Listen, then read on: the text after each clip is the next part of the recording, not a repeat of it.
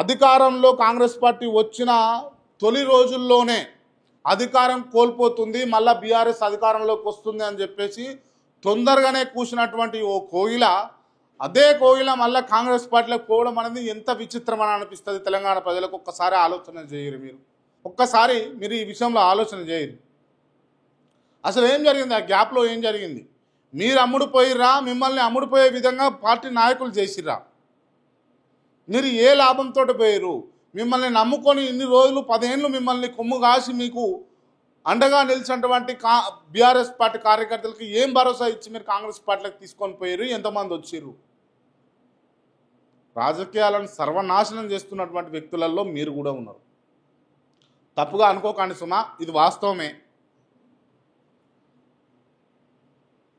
అభివృద్ధి పనుల శంకుస్థాపన తర్వాత కడియం రాజీనామా చేస్తాడట. సీఎం పర్యటనకు సొంత పార్టీ ఇన్ఛార్జ్ మహిళా నాయకురాల్ని ఆహ్వానించని కడియం అట. ఉప ఎన్నికల్లో కడియంకు సీట్ ఇస్తే మద్దతు ఇచ్చేది లేదని తెగేసి చెప్పినటువంటి కాంగ్రెస్ కార్యకర్తలు ఏమా అయిపోయాయి కదా, ఉన్నది బాయా ఉంచుకున్నది బాయా అన్నట్టు అయిపోయాయి. దయచేసి ఇక కొంచెమన్నా మనం అంటే మునుగోడు ఎన్నికలు చూసినాం. మునుగోడులో రాజగోపాల్ రెడ్డి పార్టీ మారిండు, కాంగ్రెస్ పార్టీ నుంచి బీజేపీలోకి పోయిండు. బీజేపీలోకి పోయినప్పుడు రాజీనామా చేసిండయా. గీడ హుజరాబాద్లో ఈటెల రాజేందర్ బీఆర్ఎస్ పార్టీ బయటకు వచ్చి కాంగ్రెస్ బీజేపీలో జాయిన్ అయ్యేటప్పుడు రాజీనామా చేసి బీజేపీ నుంచి పోటీ చేసిండయా. ఇట్లా ఉండాలి కదా, మీరు పార్టీలు మారేటప్పుడు నిజంగా మీరు రాజీనామా చేయరు. మారినటువంటి ఎమ్మెల్యేలు బీఆర్ఎస్ పార్టీ నుంచి కాంగ్రెస్ పార్టీకి ఎంతమంది ఎమ్మెల్యేలు పోయారో వాళ్ళందరూ కూడా రాజీనామా చేయరు. మీ ఇజ్జత్ అని ఉంటుంది, కొంచెం అంతా మీకు నియోజకవర్గంలో ఇజ్జత్ అయినా ఉంటుంది. మీరు ఓట్ల కోసం తిరుగుతున్నప్పుడు, మీరు నియోజకవర్గంలో తిరుగుతున్నప్పుడు మీ ముఖం చూసి మాత్రమే ఓట్లు వేసిర్రు అని అనుకుంటే అది తప్పే సుమా.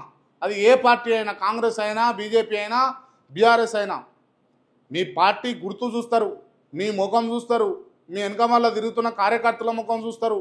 మీరు ఏ నియోజకవర్గానికి పోతుర్రో ఆ నియోజకవర్గంలో ఉన్నటువంటి క్షేత్రస్థాయి లీడర్ ముఖం చూస్తారు. మీ పార్టీ ఎవరి పార్టీ, ఆ పార్టీ అధినేత ఎవరు ఆయన ముఖం చూస్తారు. ఇన్ని వేరియేషన్స్లా చూసే కదా మీకు ఓటేసేది. ఏదో నన్ను చూసే ఓటేసిరు అని చెప్పేసి మీరు సంకలు గుద్దుకుంటూ అవసరాల కోసం, వ్యాపారాల కోసం, అవకాశాల కోసం పార్టీలు మారితే ఇక్కడ ఆగమైందెవరు? కార్యకర్తలు. ఆగమైందెవరు? మిమ్మల్ని నమ్ముకొని ఓటేసినటువంటి ప్రజలు. దయచేసి ఈ చిల్లర రాజకీయాలు బంద్ చేసి స్పష్టమైన రాజకీయాలకు తెరలేపాలని ప్రతి ఒక్క రాజకీయ నాయకుడిని నేను రిక్వెస్ట్ చేస్తున్నా. ఎందుకనంటే భావితరాలకు రాష్ట్ర రాజకీయాల్లోకి రావాలంటే ఒక ఆలోచన అనేది ఉండాలి. నిజంగానే అవును రావాలి, మేము కూడా చేయాలి, ఏదో ఒకటన్నా సంకల్పం కల్పించే విధంగా ఉండాలి. ఎవరిని చూసి ఇన్స్పైర్ కావాలండి? ఇప్పుడు ఉన్నటువంటి రాజకీయ నాయకులలో ఒక్కరి పేరు చెప్పండి.